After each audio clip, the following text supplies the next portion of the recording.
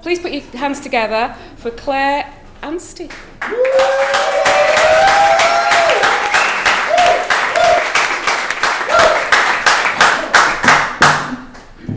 Well, I better get off now that you're on. Oh, wow.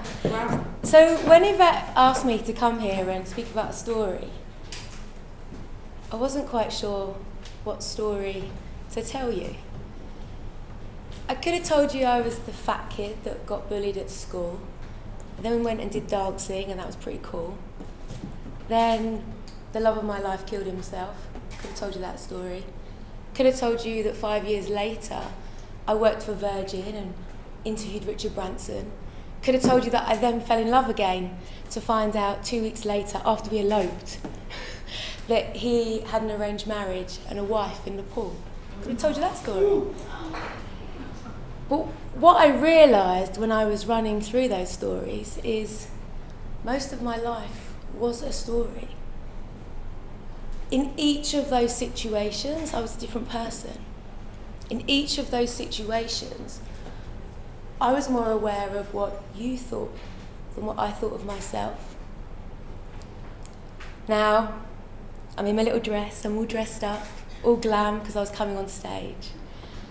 How many of you changed your outfit 4 or 5 times, worried about your hair, looked in the mirror, especially the men, and thought, I should go to the gym.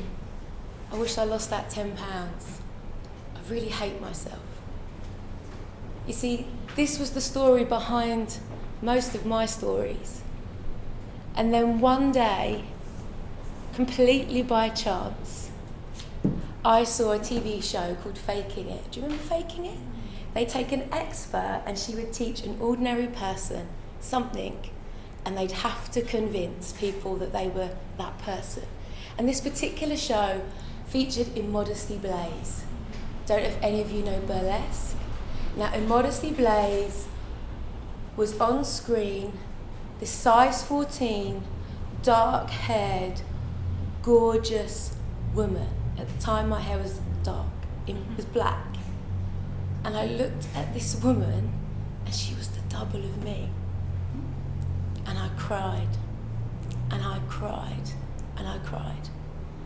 Because in that moment, and I'm 37 now, and I was 27 then, I realised I was beautiful, that I was okay. And so I wanted to find out more about burlesque. So for those of you that don't know much about burlesque, it's the art of striptease, but you don't really take your clothes off.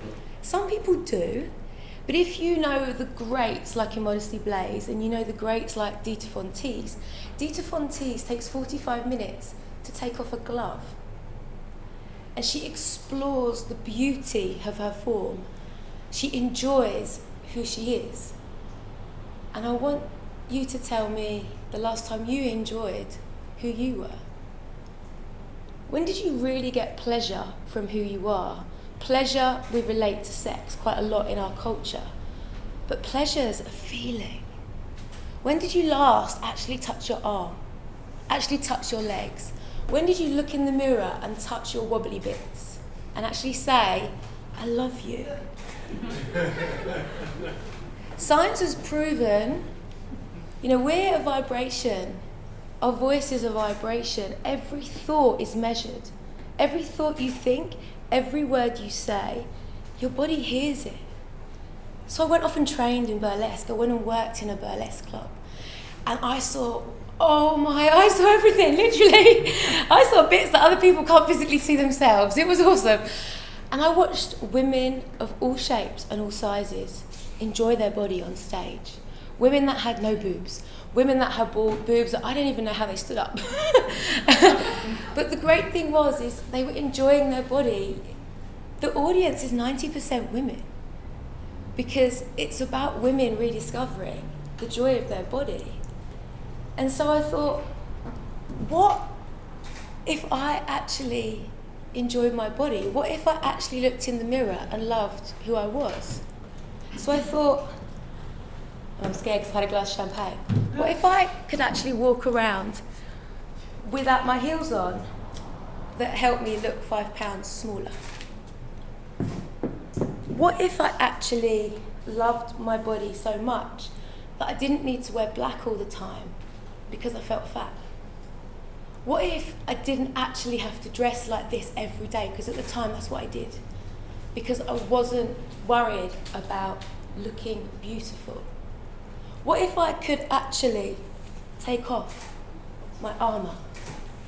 What if I actually could look at my wobbly bits? Now, as I said to you, I had black hair at the time. I'm 37 now. Since the age of 15, I dyed my hair. I've had my natural hair since March this year. It was that journey, that epic journey. Because my hair was, you know the story Samson? I was Samson, I was Sammy. I grew up feeling so weird. I've been this size since I was 10 years of age. One of my best friends for 6 months thought I was a teacher in primary school. That's a true story. So, to own being weird and different, I put colour in my hair. You see, what is your medicine is also your poison. There's nothing wrong with colour in your hair. Now, I'm from South London, so I've had weaves, hair extensions, a lot. My hair's been black, red, all sorts of colours. Because I was terrified of being ordinary. Because if I was ordinary, I had no control over being different. So, what if I was the straight-haired Claire, the girl that I was born? What if I let you actually see my face? What if I wasn't scared of you seeing the real me? How many of you don't go out without makeup? How many of you are too scared for someone to look into your eyes and see your soul? When was the last time you looked in the mirror without makeup on and told yourself that it's okay? You see, this is what burlesque taught me, that by taking off our armour, by not being a story, we can connect to our real self. And when you've got connection to your real self, you haven't got to plan what you talk about. You haven't got to worry about what you dress like. You haven't got to worry that you went on holiday and you ate cake.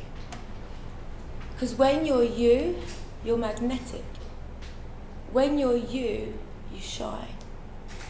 And when I saw those ladies, and men do burlesque as well, and they were laying bare, slowly showing their true self, it gave me permission to be me.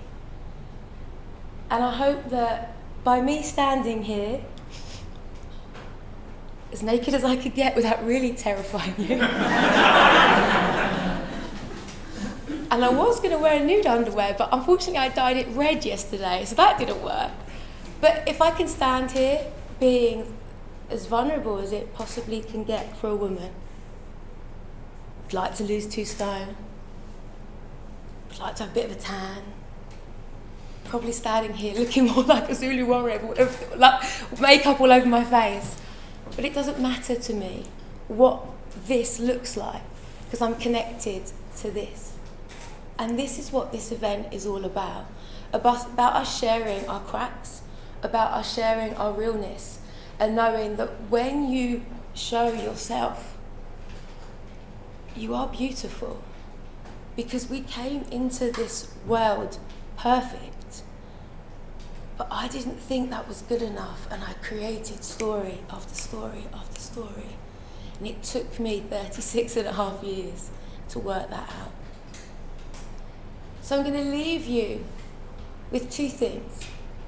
The first, I want you to hold your wobbly bits.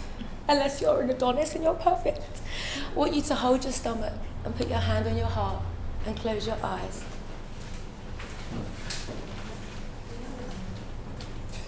And in your head, I want you to repeat, I am enough. And repeat it again, I am enough. And once more, I am enough.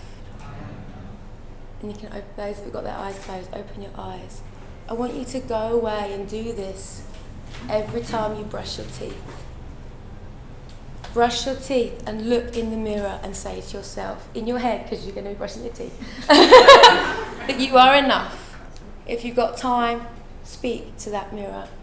And when you're caught in public, in the wrong outfit, with your hair rained on, brushed out, and the makeup pouring down your face, and this is just the guys, I've got one more thing to leave you. And I learnt this from an amazing man called Coop Blackson. Don't know if you know him, he's a fantastic coach. And he said that he learnt this from someone in a Buddhist on a walk somewhere. I can't remember the details, but it's irrelevant.